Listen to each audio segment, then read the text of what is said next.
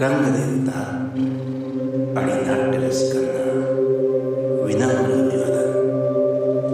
श्री महावीर प्रतिष्ठान अहिल्यानगर आयोजित अहिल्यानगर महाकरंडक स्पर्धा अंतिम फेरी 2026 राज्यस्तरीय एकांकिका स्पर्धामध्ये चंद्ररथ थिएटर्स नागपूर सहर्ष सादर करीत आहे एकांकिका E = MC², the dark age. लेखक चंद्रकांत गुलाबराव चौधरी. दिग्दर्शक यशवंत दर्शनजी चोपडे. यातील कलावंत भावना चौधरी, यशवंत चोपडे, प्रकाश ऋषभ धापोटकर, संगीत अमित उपडे, नेपथ्य देवयानी चोपडे, धर्मेंद्र चोपडे.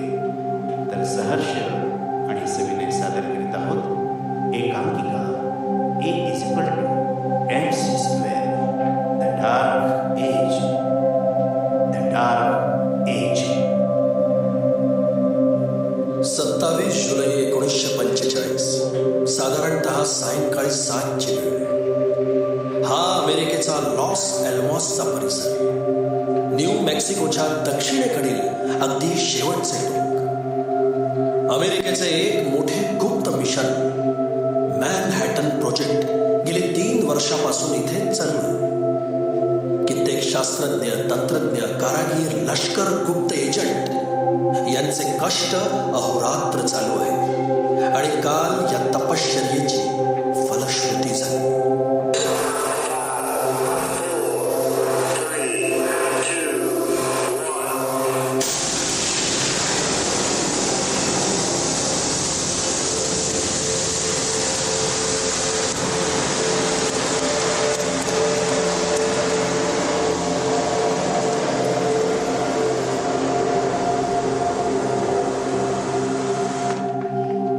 कालच अणुबॉम्बची पहिली, होय जगातील पहिली अणु चाचणी घेण्यात आली.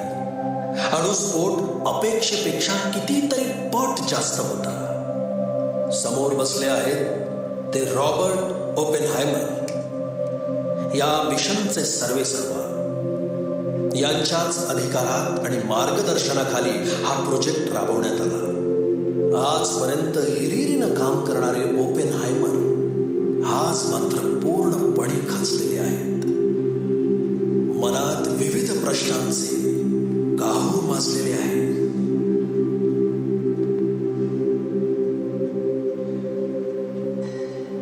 अण्वस्त्र चाचणीच्या यशाचा आनंद साजरा करायचा की त्यामुळे होणाऱ्या मानवी संहाराचं दुःख व्यक्त करायचं, तुमचा गोंधळ माजलाय. आम्ही बनवलेल्या अणुबॉम्बवर आज आमचाच काही अधिकार उरला नाहीये. सगळं कसं अर्धवट, भीषण आणि भयानक होत चाललंय.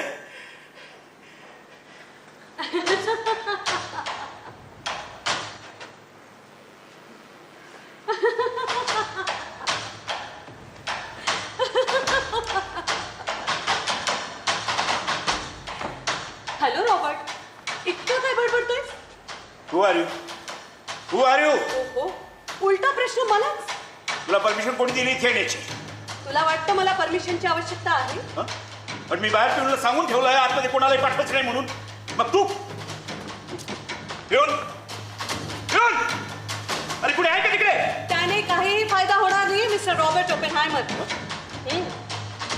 मरून पडलाय तो तिकडे खुर्चीवर. आणि तोच कशाला? इथं काम करणारे सगळेच मरून पडले मनाने.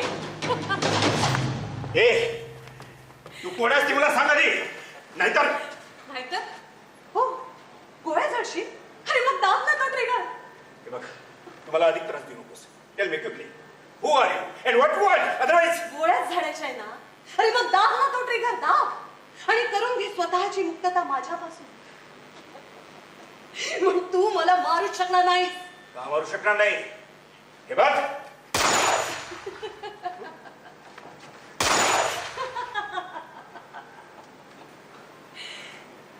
दुसऱ्याच्या मनाला कोणी मारू शकतं का?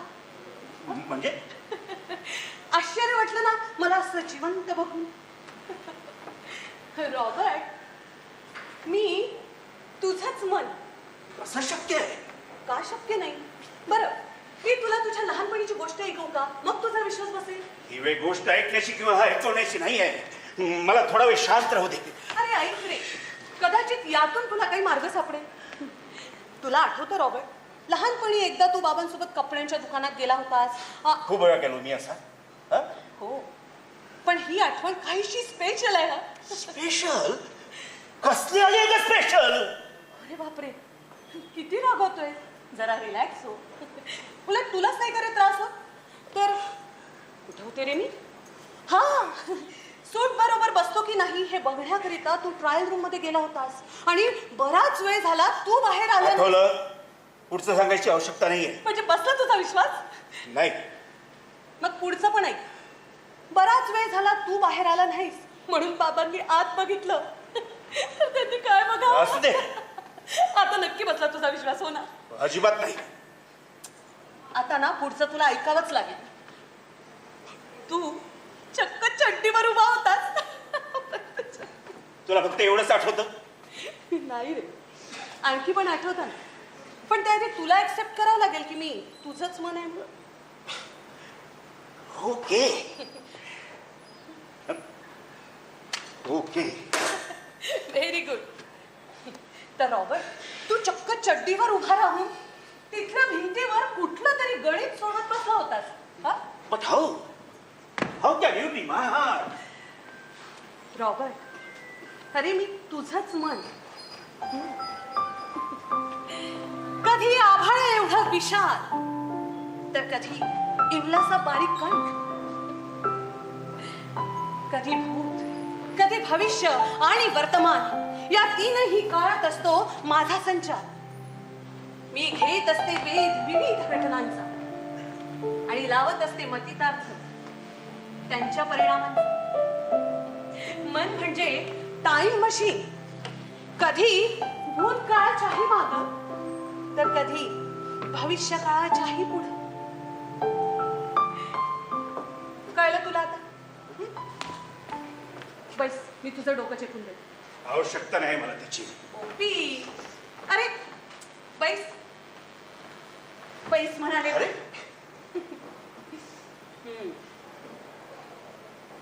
बरं वाटतंय का रे आता? हे असं बोलून तुम्हाला अधिकच चिडवत तर नाहीस ना? मी तुला का चिडू रे? ए, पण मला सांग ना, ते कुठलं गणित होतं रे? त्याची आता इथे खरंच आवश्यकता आहे? आवश्यकता आहे रॉबर्ट, आवश्यकता आहे. म्हणजे मला म्हणायचं आहे की तू दुसऱ्यांच्या मनाचा विचार करणं सोडून दे आणि परत त्याच निर्विकार मनाने दुसऱ्या संशोधनात स्वतःला गुंतवून घे. हे बघ, शेवटी दुसऱ्यांच्या नशिबात काय लिहून ठेवलं आहे हे ज्याचं त्याचं प्रारब्ध आहे रे. प्रारब्ध असलं तरी शेकडो लोकांच्या मृत्यूला कारणीभूत ठरला जाणारा तो अनुभव माझ्याच देखरेखीखाली बदला गेलाय. हे शल्य मी कसा विसरू? हा भार मी कसा सहन करू? म्हणूनच म्हणते रॉबर्ट, सोड ती चिंता. हे बघ, तुला दिला गेलेला टास्क तू यशस्वीपणे पूर्ण केलास ना? हो ना? अरे मग त्याचा आनंद मस्तपैकी साजरा कर ना. जपानच्या नशिबात काय लिहून ठेवलं आहे याचा विचार करणं तू सोडून. म्हणजे दुसऱ्यांच्या होणाऱ्या मृत्यूचा आनंद साजरा करायचा हे तू मला सांगत आहेस? Whether you care about others or not, you are definitely not my heart. कितीही नाकारलास तरी सत्य लपून राहणार नाहीये रॉबर्ट. तू ज्या भगवद्गीतेचं नित्य नेमाने पारायण करतोस ना, त्याच्या तत्वज्ञानात सुद्धा तुला याचं उत्तर सापडणार नाही. काय विष्णूचं वाहन म्हणून तुझ्या गाडीचं नाव तू गरुड ठेवलंयस ना? अरे मग घे ना उंच भरावी त्याच्यासारखी. असा विचारांच्या दगडात अडकून का पडलायस? मी तयार केलेल्या अनुभवावर आज माझा काहीही अधिकार उरला नाही. ही भावनाच मुळात मला पोखरून खात आहे. मी परत उंच भरारी घेण्याचा प्रयत्न करतोय, पण त्या निरपराध लोकांच्या डोळ्यातील ती भीती मी नाही बघू शकत. त्यांच्या डोळ्यातील अश्रू नाही बघू शकत मी.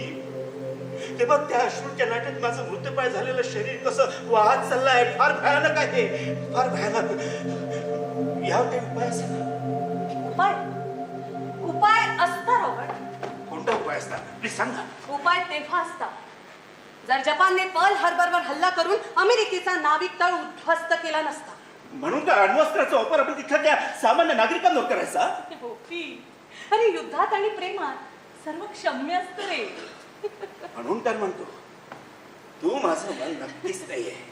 ते इतकं भेसूर आणि निष्ठुर कधीच नव्हतं. You are someone else. निष्ठुर मी नाही, तुम्ही आहात. तुम्हाला तुमच्या बुद्धीच्या तुर्याची चुणूक दाखवण्याची जी खुमखुमी असते ना, तीच आहे माझी जन्मदात्री.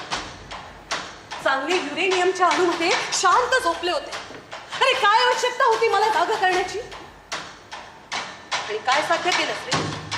ते काळवंडलेलं समीकरण E=mc² सिद्ध करून. म्हणजे तू अणुऊर्जा? होय, मीच ऊर्जा आणि मीच मन. आज इथे तर उद्या तिथे. माझ्यावर नाही कुठलं बंधन, कारण मीच तर आहे अणुऊर्जेचे स्पंदन. तरीच मला वाटलं ही एवढी अग्रेसिव्ह कशी? अग्रेसिव्ह मी नाही आहे रॉबर्ट, अग्रेसिव्ह तुम्ही आहात. तुमच्या मनात ज्या कल्पना खटखटतात त्याला बुद्धीची जोड देऊन तुम्ही त्या प्रकट करता. तुझ्या अमूर्त विचारांचे मी फक्त मूर्त रूप आहे रे. तुझ्या डोक्यात रुजलेल्या विचारांचा डीएनए आणि माझा डीएनए अगदी एकच आहे. बघितलंस ना काल ट्रिनिटी इथं घेतलेल्या चाचणीमध्ये माझी ताकद.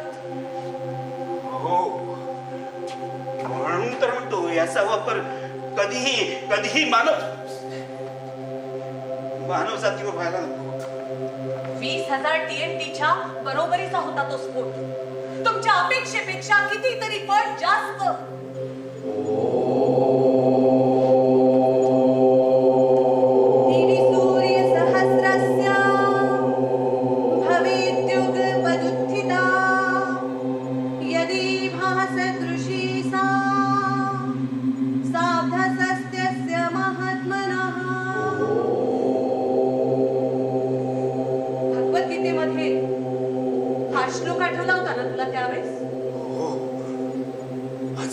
आकाशात एकदम उगवले असता जो प्रकाश पडेल तेच विश्वरूप परमात्म्याचं दिव्य तेज मी काल अनुभवलं. तो शेवटचा ठरायला हवा, अगदी शेवटचा. बॉम्ब ठेवलेला 40 टन वजनाचा दणकट पोलादी मनोरा जिथे वाफून हवेत फिरून गेला, तिथे हाडा माणसाच्या शरीराचं काय होईल? नाही, मला माझे हात त्या निरपराध लोकांच्या रक्ताने माखायला नको. नाही. पण तू हे सांगणार कोणाला आहेस? अणुसंशोधन मानवी हिताकरिता वापरायचं की मानवी विनाशाकरिता, हे पूर्णतः पार्लमेंट ठरविणार आहे. तुमच्या हातात काही राहिलं नाही आहे रे आता. हो, पण त्यातही राष्ट्राध्यक्ष जर रुझवेल्ट असते तर त्यांनी तुझा गारहाणा कदाचित ऐकून तरी घेतलं असतं. पण ते आता या जगातच नाही. तीच तर खरी अडचण आहे. आणि नवे अध्यक्ष ट्रुमन आमची बाजू ऐकून घेतील असं आम्हाला मुळीच वाटत नाही. नक्कीच नाही. माझे हात रक्तानं माखायला नको. ते तुझ्या वाक्यावर ते आपल्या खिशातला रुमाल अलगद काढून तुला म्हणतील, रॉबर्ट घे हा रुमाल, अरे पकड, पुसून टाक तुझे ते रक्ताने माखलेले हात. तुला कदाचित माहिती असेल जपान यावेळी कोणत्या अवस्थेतून जातोय ते. कारण लष्कराच्या साम्राज्यवादी आणि विस्तारवादी धोरणामुळे तिथला सामान्य नागरिक अगदी पिसल्या जात आहे. शत्रूंच्या छोट्या छोट्या बॉम्ब हल्ल्यामुळे तिथली मोठमोठी शहरं उद्ध्वस्त होत आहेत. राजधानी टोकियो मधील जीवन तर अधिकच खडतर झालंय. ओपी, अणुबॉम्ब निर्मितीचा प्रयत्न जपानमध्ये सुरू असेल ना रे? नसायला काय झालं? या दुसऱ्या महायुद्धाचा निकाल लावण्यासाठी सगळं जगच त्यामागे लागलेलं आहे. राज्यकर्त्यांमधली युद्धाची खुमखुमी जोपर्यंत कमी होणार नाही तोपर्यंत हे असले संशोधन चालूच राहणार आहे. तिथे सुद्धा डॉक्टर योशिओ निशिरा यावर काम करतच आहे.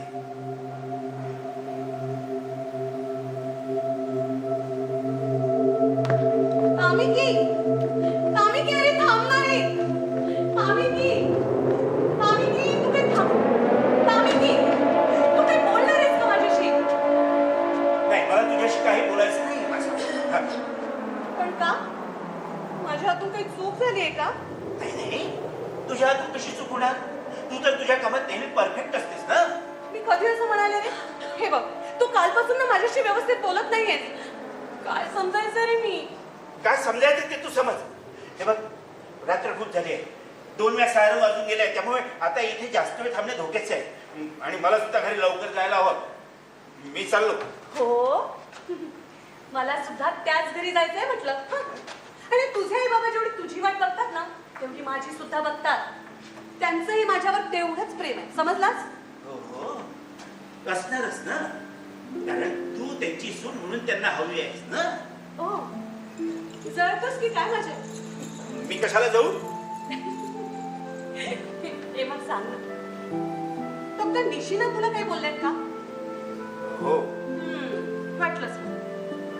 ए, पण तू त्यांचा राग माझ्यावर काढणार आहेस का? ठीक, सांग ना, काय म्हणाले ते? तू सेक्साइडमध्ये फ्लोराईड क्रिस्टल प्रयोगशाळेत तयार केलास, मला काही सांगितलंय त्याबद्दल? ती कालचीच गोष्ट आहे अरे. आणि हे बघ, प्रयोग अजूनही पूर्णपणे यशस्वी व्हायचंय अजून. हो, पण ते मला काल ऑफिसमध्ये बोलवून म्हणाले ना. काय? बघा आता मी की मासाको सेक्साइड आणि फ्लोराईड क्रिस्टल बनवण्यात यशस्वी झाली आणि तुमचे संशोधन मात्र अजूनही रस्त्यातच आहे. मग त्यात राग येण्यासारखं काय आहे? उलट तुला ना माझा अभिमान वाटायला हवा. गोष्ट ती राही आहे का पुढे? हो? ते पुढे मला म्हणाले, आम्ही की तुमच्यानी वेळ टॉप पूर्ण होत नसेल तर घरी बसा पण मुलं पैदा करा. अरे हे काय ऑफिशियल भाषण आहे, कशी बोलायची? तू का हसतेस? आम्ही की निदान त्यांनी आपल्याला तशा सुट्ट्या तरी मंजूर करून द्यायला हव्यात ना रे. काय बोलत आहेस तू? हे बघ, उलट त्यांनी आपल्याला प्रोत्साहनच नाही का दिलं रे? लग्नाच्या आधीच?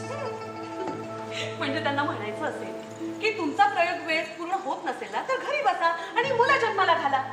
लढाई देशाच्या तरी कामी येतील. हसतेस काय तू सारखी?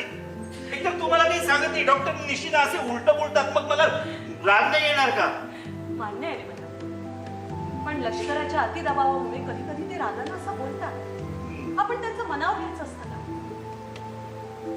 आणि राहिली गोष्ट माझी, तर मी कान पकडून सॉरी म्हणते रे.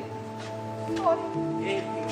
असं तू असं सॉरी म्हणाले ना, मला पुढं काय बोलावं काही कळतच नाही. पण एक सांगू, डॉक्टर निशिना बाहेरून जितके कडक दिसतात ना, तितकेच मनाने कोमल आहेत. ते मला त्या दिवशी म्हणाले होते, आम्ही तुम्ही नशीबवान आहात. माझं को तुमच्या घराची प्रयोगशाळा कधीही करणार नाही. प्रयोगावरचं प्रेम आणि प्रेमाचे प्रयोग कुठे करायचे हे तिला चांगलं ठाऊक आहे.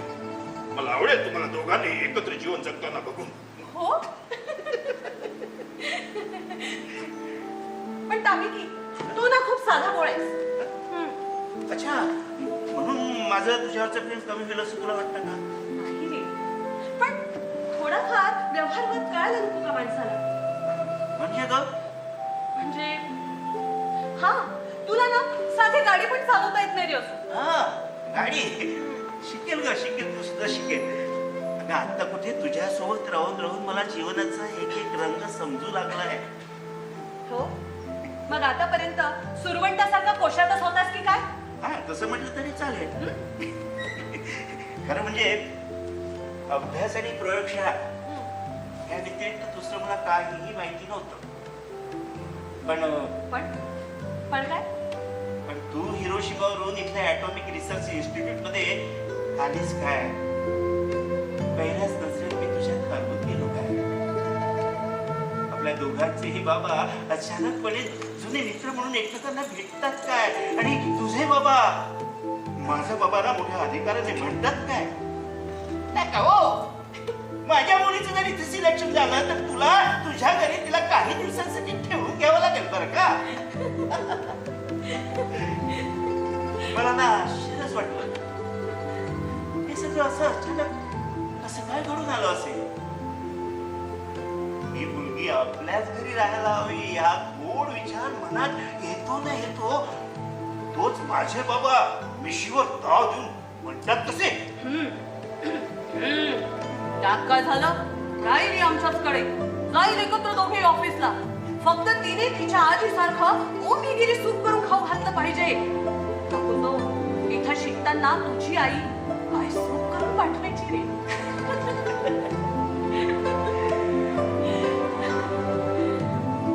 किती स्वप्न होत होतं ना ग हे सगळं. हं? हो ना. सांगू की हा? आपण 2-3 वर्ष आधी किंवा नंतर भेटू शकलो नसतो काय? का ग? असं का विचारत आहेस? म्हणजे आपली भेट युद्ध काळातच होणं गरजेचं होतं. हे काय आपल्या हातात होतं? पण मला आता भीती वाटू लागली रे. भीती? ए, कशाची भीती? तू दूर जाण्याची भीती.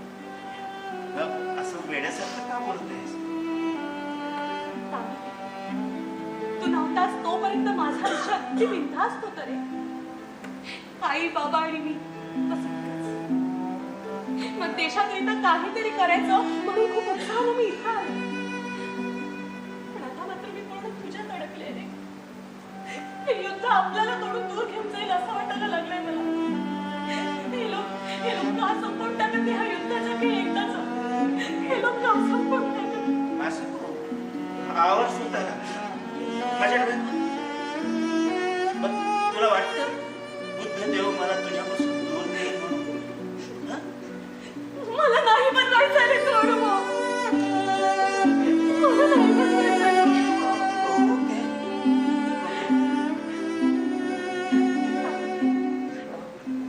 मला तुझ्या कुशीत असा शांतपणे उठायचंय. ठीक आहे. ये चल, उशीर खूप झालाय. चल आपण घरी जाऊया. एक थांब रे. बघ तर, शत्रूंच्या बॉम्ब हल्ल्यामुळे आपलं टोकियो कसं उद्ध्वस्त होत गेलंय रे.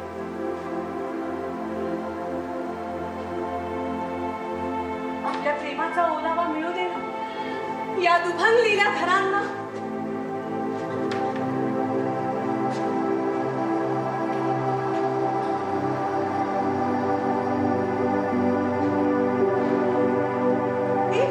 मला ना तुला काही दाखवायचंय. काय ग?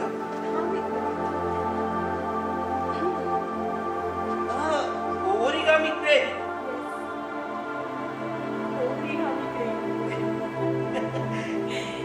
असं म्हणतात असे 1000 ओरिगामी क्रेन बनवल्याने आपली एक विश पूर्ण होते. माझं पण एक स्वप्न आहे. आपल्या दोघांचा संसार असा, आपली छोटी छोटी मुलं असतात.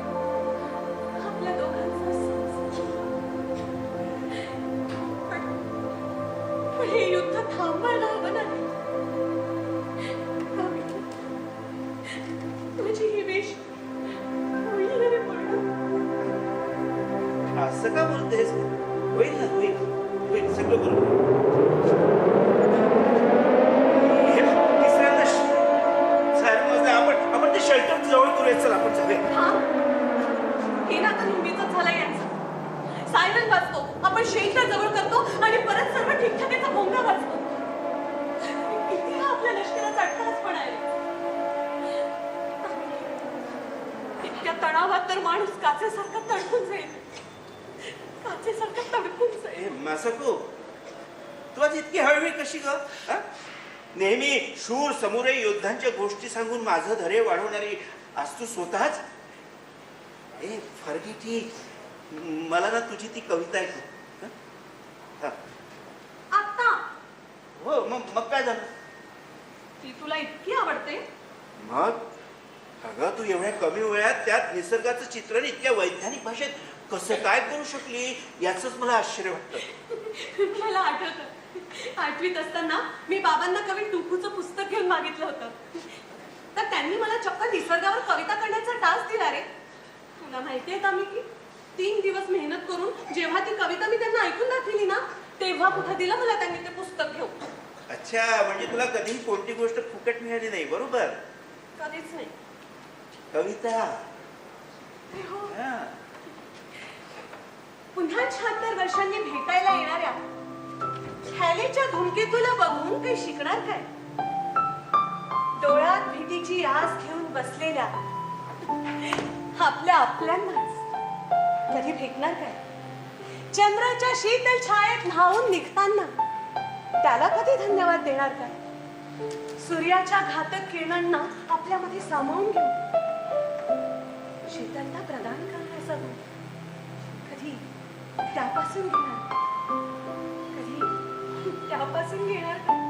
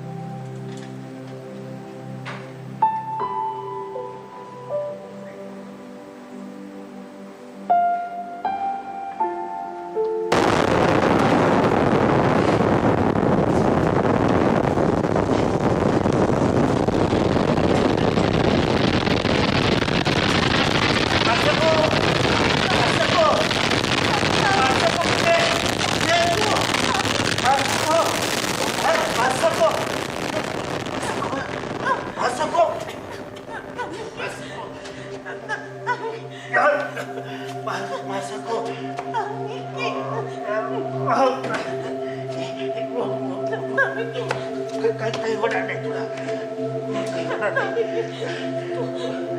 म्हणाला होतास ना बुद्धदेव मला तुझ्या दूर नेणार नाही.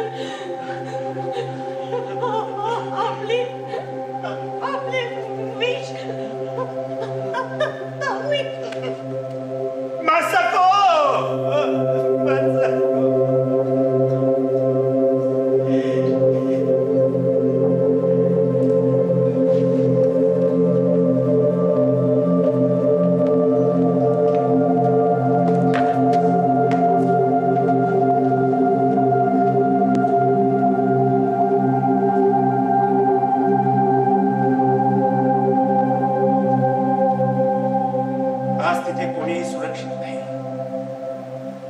लष्कराच्या राक्षसी महत्वाकांक्षेमुळे जापान आज पूर्णपणे युद्धाच्या खाईत लोटला गेला आहे. पण रॉबर्ट, तिथलं लष्कर आपल्या अधिकाराचा मनमर्जीने वापर करीत असेल तर त्याला अमेरिका काय करणार आहे? तिथल्या राजाला जर स्वतःच्या प्रजेची काळजी नसेल तर दुसरा देश याचा फायदा घेईलच. पण सामर्थ्यवान देशांनी निदान युद्धात तरी विचारपूर्वक पाऊल उचलायला नको. म्हणजे काय म्हणायचंय तुला की जपान अमेरिकेपेक्षा कमी सामर्थ्यवान देश आहे? तुला कदाचित माहिती नसेल रॉबर्ट, दिसायला तो इंग्लंडचा देश असला तरी त्याचे लष्कर आणि हेर एवढे सामर्थ्यवान आहे की भले भले वचकून वागतात. पर्ल हार्बर वरचा हल्ला यशस्वी का झाला याची स्टोराटेजी जर तू ऐकशील तर तुझे डोळे पांढरे होईल. मलेरिया सारख्या तापानं मृत पावलेल्या एका कॅप्टनचं शरीर पाणबुडीच्या साहाय्याने हवाई बेटाच्या परिसरात सोडून देण्यात आलं होतं. जणू असं वाटावं की महत्वाची कागदपत्र घेऊन जाणारा एखादा लष्करी अधिकारीच विमान अपघातात ठार झालाय म्हणून. त्या कागदपत्रातून ही माहिती देण्याचा प्रयत्न करण्यात आला होता की आपल्याला प्रत्यक्ष चढाई करायची आहे की हाँगकाँग मलाया या भागात अमेरिकेला चकविण्यासाठी आपण आपली 550 विमाने पर्ल हार्बरच्या दिशेने पाठवू. तिथे हल्ला करणे हा आपला उद्देश मुळीच नाही आणि ते आपल्याला शक्य पण नाही. हा त्यामुळे एक होईल, त्यांच्या विमानभेदी नौका सज्ज असल्यामुळे आपले थोडेफार नुकसान होईल. होऊ द्या, त्यांची पूर्ण लष्करी यंत्रणा पर्ल हार्बर या नाविक तळावर केंद्रित होईल आणि आपली हाँगकाँग मलाया मोहीम फत्ते होईल. 7 डिसेंबर 1941 रोजी त्यांची विमानवाहू नौका पर्ल हार्बरच्या समुद्रात येऊन ठेपली. पण तिथल्या लष्करी अधिकाऱ्यांनी याची साधी दखलही घेतली नाही. का ते कळलं? होय, कारण आपल्याला वाटलं खरा हल्ला होतोय तो हाँगकाँग मलाया या भागात. आणि दुसऱ्याच घटकेला जपानच्या 350 लढाऊ विमानांनी पर्ल हार्बरवर हल्ला चढविला.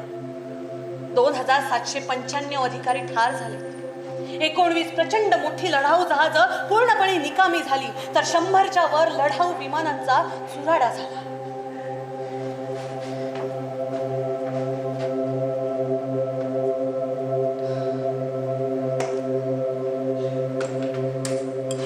पण मी म्हणतो लष्कराची ही चूक तिथल्या सामान्य नागरिकांनी का म्हणून भोगायची?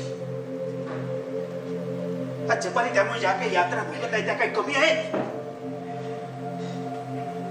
समजा समजा आपण असं केलं, तिथल्या लष्करी अधिकाऱ्यांना या अणुविस्फोटाचा प्रयोग दाखवला तर नाही का चालणार? त्यामुळे काय होईल? किमान त्यांना अणुशक्तीची कल्पना तरी येईल. आणि यामुळे तुला वाटतंय की ते शरणागती पत्करतील? का पत्करणार नाही? हा अणुविस्फोट आहे, साधारण बॉम्बस्फोट नाही. तू चुकीच्या सिद्धांतावर निष्कर्ष काढतोयस रॉबर्ट. या चुकीचं ते काय? जपानच्या लष्कराला कमजोर राखून तू जो सिद्धांत मांडतोय मुळात तोच चुकीचा आहे. म्हणजे अणुविस्फोटाची शक्ती आणि त्याचा विध्वंस स्वतःच्या डोळ्यांनी बघून देखील ते शरणागती पत्करणार नाही असं तुला म्हणायचं आहे का? Yes, of course. ते म्हणतील मला काय करायचंय ते करा, पण युद्ध थांबणार नाही. आम्ही आमची समुदाय परंपरा मोडणार नाही आणि कुणासमोर हे झुकणार नाही. प्रधानमंत्री तोजू सुद्धा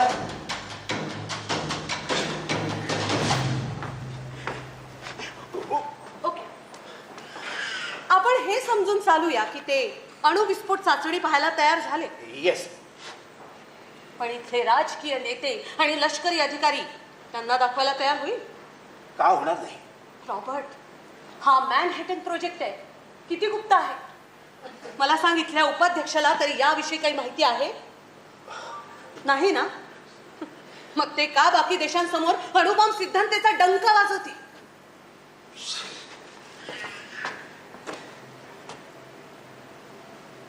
मला वाटलं होतं तू तरी यातून काही मार्ग दाखवशील, पण सगळंच कसं अस्पष्ट राहील. खरं म्हणजे तू म्हणतेस त्याप्रमाणे E=mc² हे ग्रे शेडेड सूत्र प्रत्यक्षात उतरवण्याची काही आवश्यकता नव्हती. अरे, ऊर्जेचे अनेक स्रोत उपलब्ध असताना सुद्धा आपण मॅनहॅटन प्रकल्प हा अणुबॉम्ब निर्मितीचा का करायला गेलो याचं उत्तर मला आता कळतं.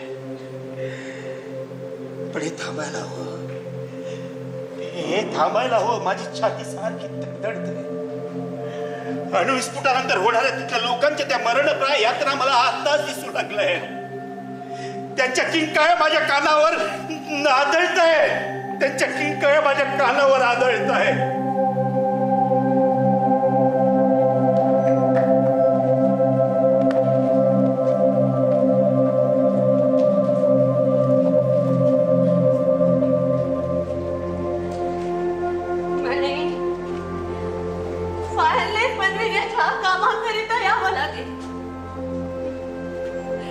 किती घरं पाडायची, किती फायरलेस बनवायच्या.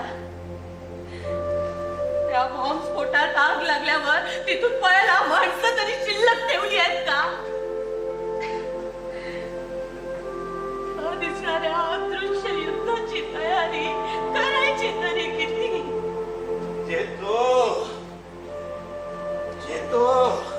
अगं झाली तयारी. आपल्याला 8:30 वाजेपर्यंत त्या गर्ल्स हायस्कूल जवळ जायचं आहे, पायपलाईनच्या कामाकरता. तिथल्या त्या मुली सुद्धा येणाऱ्या कामाकरता. माझी अजिबात इच्छा नाहीये तिकडे यायची. अगं, हे असं बोलू नको. त्या लष्करी अधिकाऱ्यांनीच आपल्यावरती जबाबदारी टाकली आहे त्या कामाची. तो म्हणाला त्या गर्ल्स हायस्कूल जवळची 5 घरं पाडा आणि तिथून रस्ता तयार करा. आता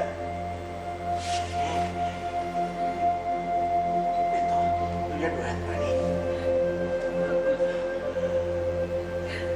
आपली भाषा को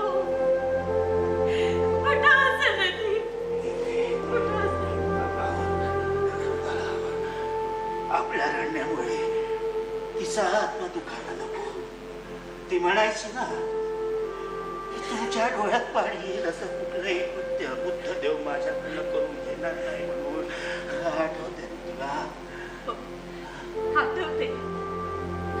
एकदा तिने मला विचारलं होतं, आई तुला तामिकी कसं वाटतो ग? तुमचं मन मोडून मला कुठलंही काम करायचं नाही. शेवटी मीच म्हटलं तिला, बाळा अगं, तामिकी सारखा घरंदाज मुलगा आम्हाला तुझ्याकरिता शोधूनही सापडणार नाही. तिच्या डोळ्यात अश्रू चमकायला लागले. म्हणाली माझ्या आई बाबांना सदैव आनंदी ठेव.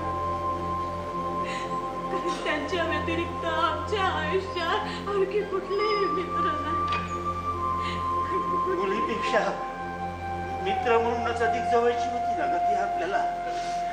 तिने कधीही कोणती वस्तू घेऊन मागितली की आपण तिला टास द्यायचो, पण तिने त्याबद्दल कधीही काही तक्रार केली नाही. काय करायची, कशी करायची माहिती नाही, पण टास्क मात्र पूर्ण करायची. तुला आठवते ती कविता 3 दिवस बिचारी मेहनत करत होती, आठवते? मला आठवते. तुला आठवते?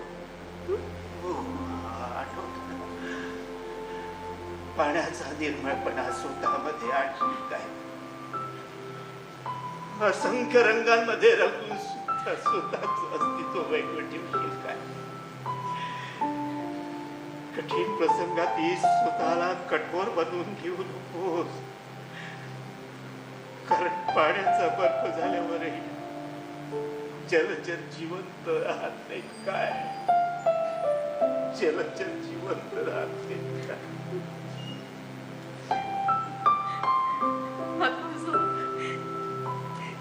तुझ्या आठवणीत बनवलं.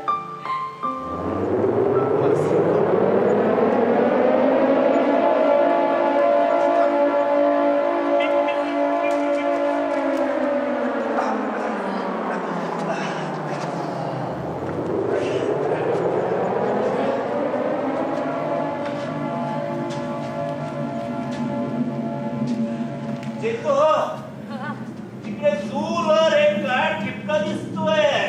अहो, आपलंच विमान असेल.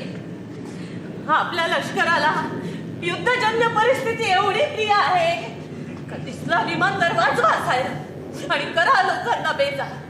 हा एकच ध्यास त्यांनी घेतलाय. देवा, तू तपश्चर्या केली होतीस ती सर्व प्रकारच्या आसक्तीपासून मुक्त होण्याकरिता, या अतिरेकी तृष्णेपासून दूर राहण्याकरिता. पण आमच्या लष्कराला कधी समजेल रे, कधी समजेल.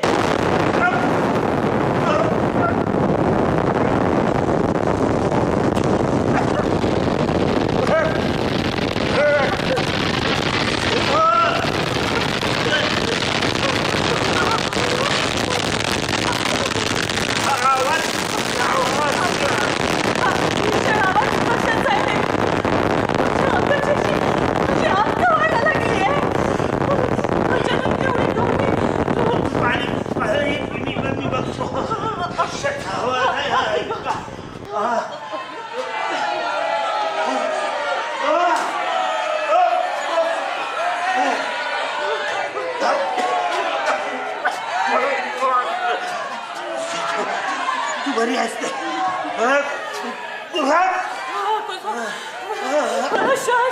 श्वास घ्यायला त्रास होता.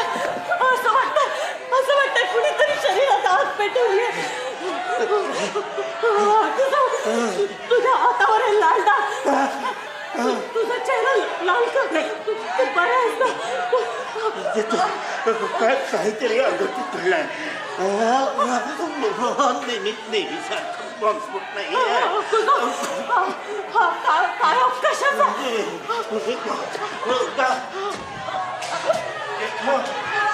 काही भलं मोठं एक छत्र धीराचं वरती आकाशात माझ्या अंगाची सगळंच कुठला विषारी दर्प पसरवलाय या वातावरणात. मला वाटतं सगळं संपलं. असं पडून नको. मी बघितलं लोकांची कात्री लोक त्यांना काही लोकांची लोक रक्ताळलेल्या अंगाने सैरावायला धावत आहे. एकमेकाला पाणी मागत नाही. माझा अंग जळतंय. पाणी मला श्वास माझा सगळ्यांची घरं भेगा पडते. सगळी घरं आपल्या घर आपलं घर भेगा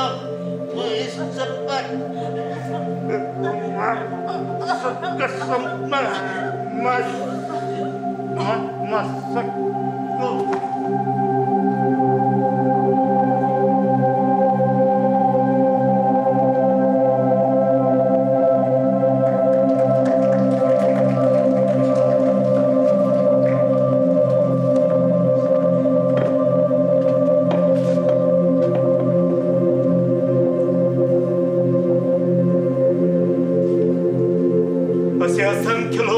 किलोमीटरच्या प्रवासाला निघालेले असतील.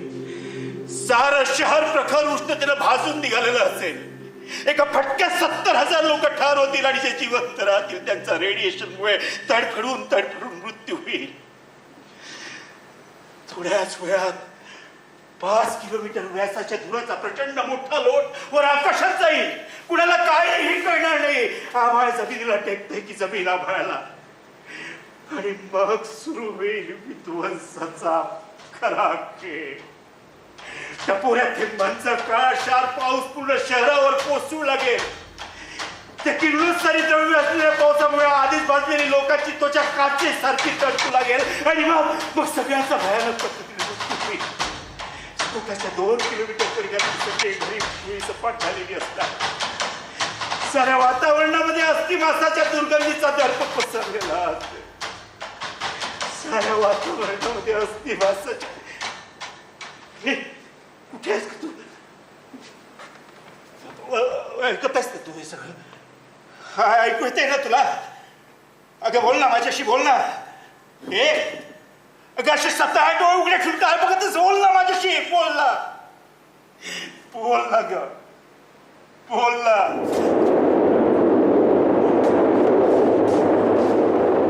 हरकत नाही, तू सोडून गेलीस तरी हरकत नाही. काय केलं मी हे सगळं?